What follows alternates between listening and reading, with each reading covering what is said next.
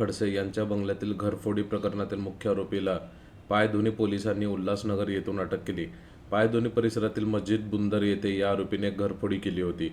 या प्रकरणी केलेल्या तपासादरम्यान तो हाती लागला. त्याच्याकडे या प्रकरणी चौकशी सुरू आहे. खडसे यांच्या बंगल्यातील घरफोडीत त्याचा सहभाग असल्याचे उघडकीस आले.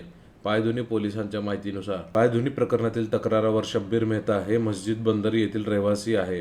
ते 3 ते 12 ऑक्टोबर दरम्यान पत्नीसोबत गुजरातला धार्मिक कार्यक्रमासाठी गेले होता.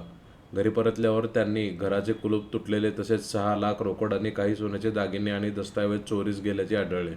13 ऑक्टोबर रोजी त्यांनी पोलिसात तक्रार दिली. त्यानुसार गुन्हा नोंदवत पायधुनी पोलिसांनी तपास सुरू केला. तपासात चोरीनंतर पसार झालेल्या मोहम्मद बिलाल अब्दुल रजाक चौधरी पर्यंत पोलीस पोचले. तपास पथकाने सुमारे 500 CCTV कॅमेऱ्याचे फुटेज तपासून बिलालचा माग काढला आणि शनिवारी त्याला उल्हासनगरमधून पकडले. तो जळगावमधील माजी मंत्री एकनाथ खडसे यांच्या बंगल्यातील चोरीतही सहभागी असल्याचे तपासात समोर आल्याचे अधिकाऱ्यांनी सांगितले. गेल्या अनेक दिवसांपासून पोलीस त्याच्या मागावर होते.